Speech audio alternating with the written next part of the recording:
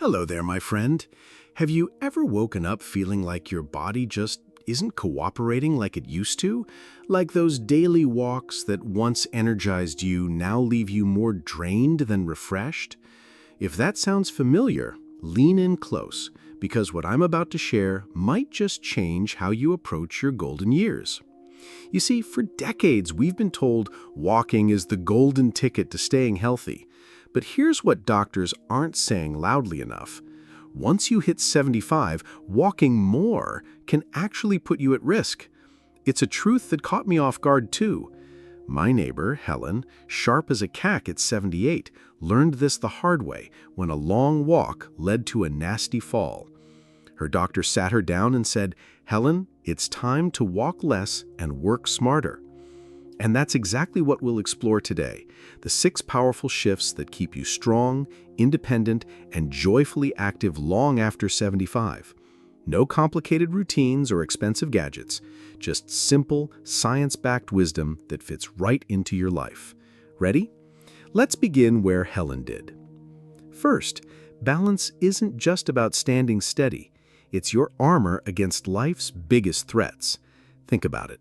A single fall can steal your confidence, land you in the hospital, or worse. But here's the hopeful truth.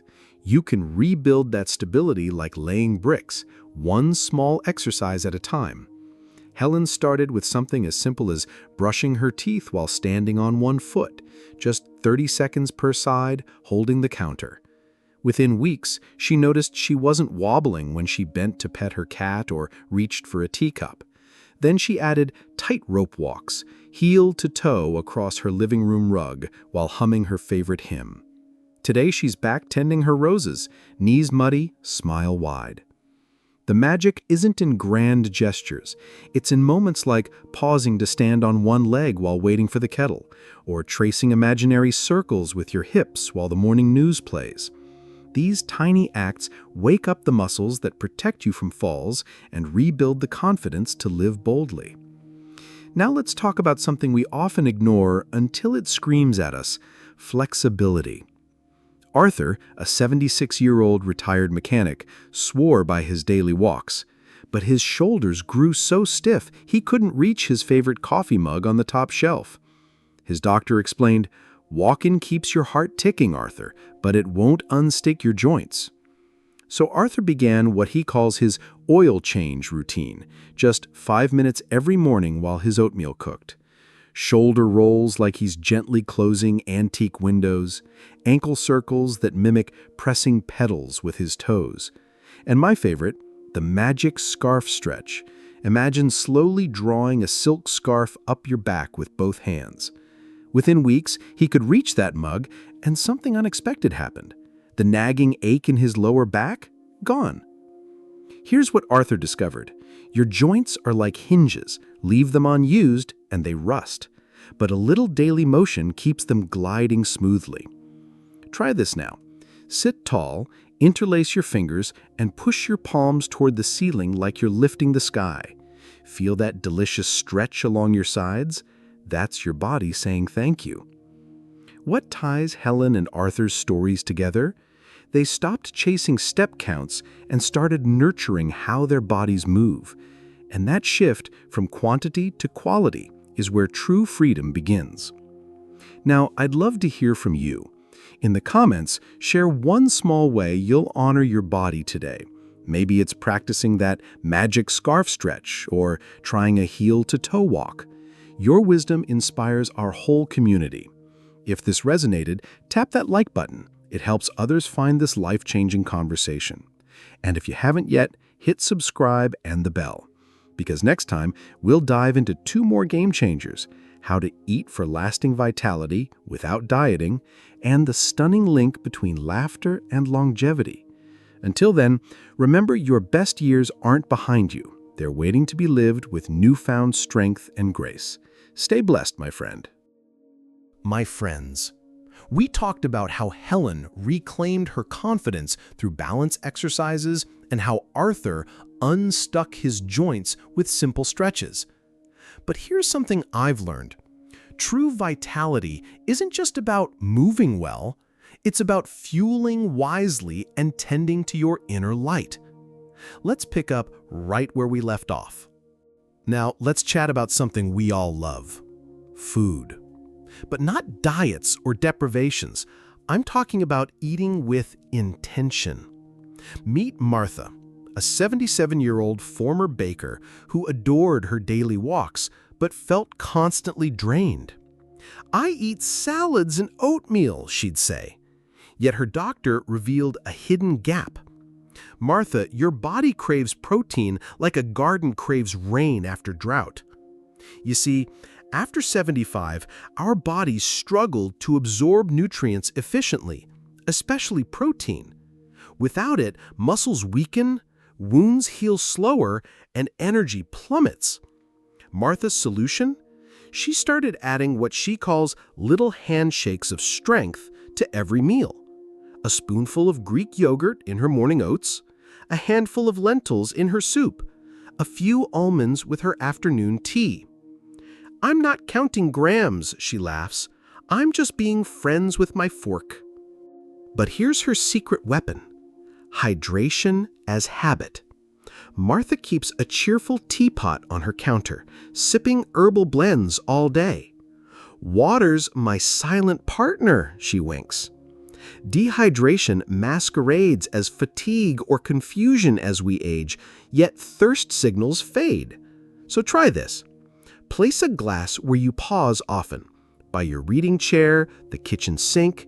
Every time you see it, take 3 mindful sips. Your brain and joints will thank you. Now, let's talk about a topic close to my heart: guarding your inner peace. For years, Harold, a sharp 79-year-old historian, believed feeling low was just part of aging. After losing his wife, he'd stare out the window, skipping his walks. "What's the point?" he'd murmur. Then his daughter gently asked, "Dad, when did you last let joy find you?" Harold's turning point came through 2 tiny shifts. First, he rewrote exercise as exploration. Instead of forcing walks, he visits the botanical garden twice a week, not to count steps, but to hunt for blooming orchids or listen to finches sing. Second, he practices gratitude sunbeams. Every morning, he notes one small blessing in a journal: sunlight on my coffee cup, or the librarian remembered my name. It's not about ignoring sadness, he says now. It's about making room for wonder, too. Science backs him. Studies show that nurturing mental well-being lowers inflammation, sharpens memory, and even helps regulate blood pressure. So here's my invitation to you. Where can you plant a seed of delight today?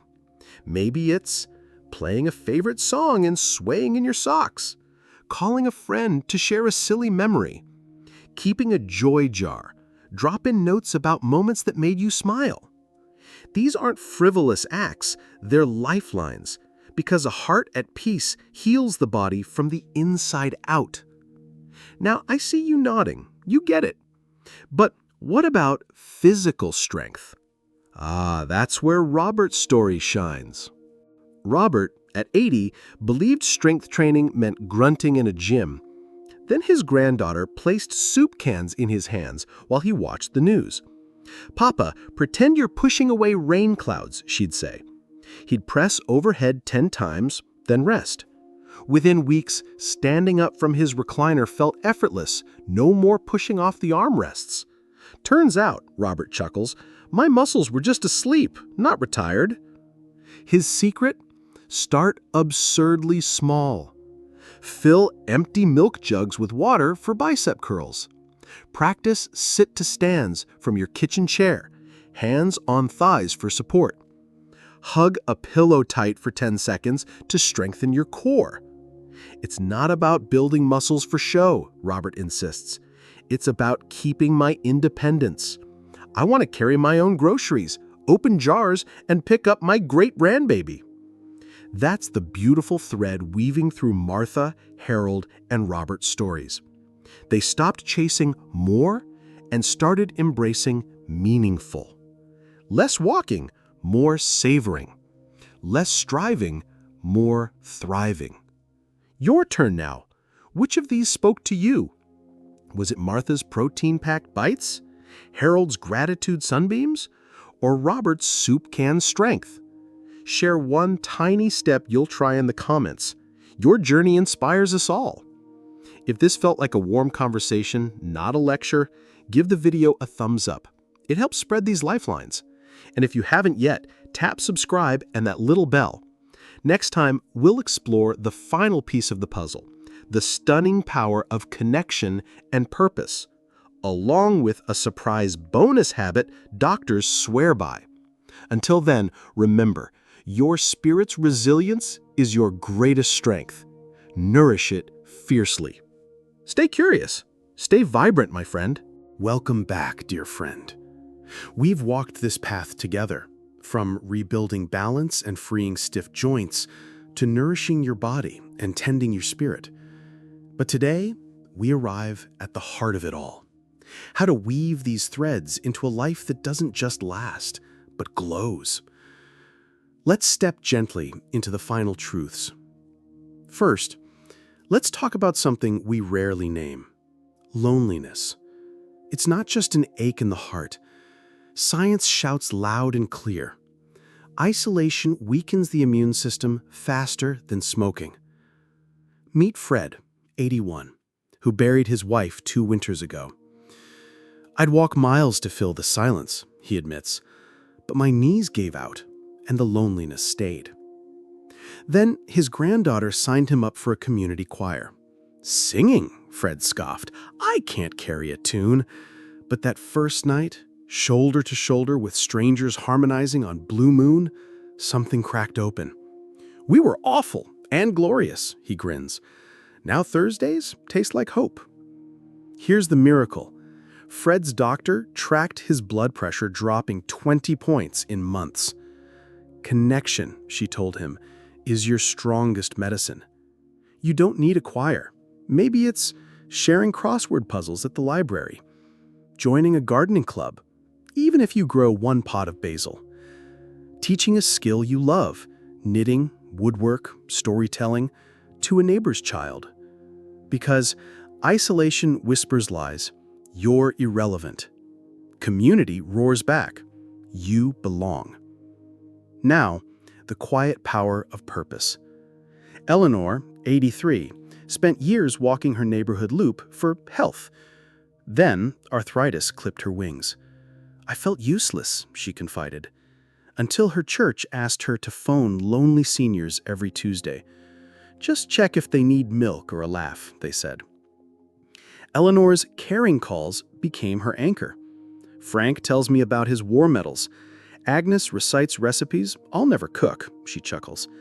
"They think I'm helping them, but they've given me a reason to wake up bright."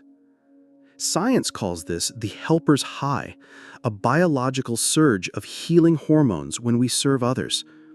Your purpose doesn't need grandeur. Folding newsletters at the animal shelter, recording audiobooks for the blind, writing letters to new grandparents in your family.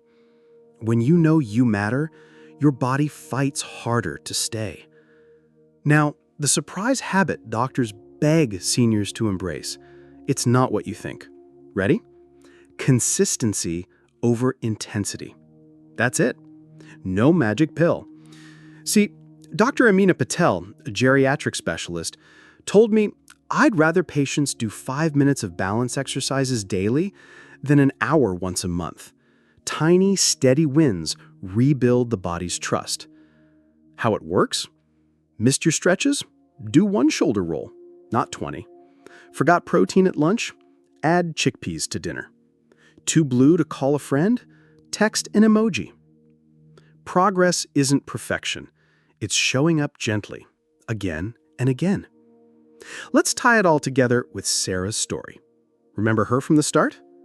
At 80, she traded exhausting walks for balance, heel-to-toe walks to the mailbox, flexibility, scarf stretches during TV ads, nutrition, hard-boiled eggs ready in her fridge.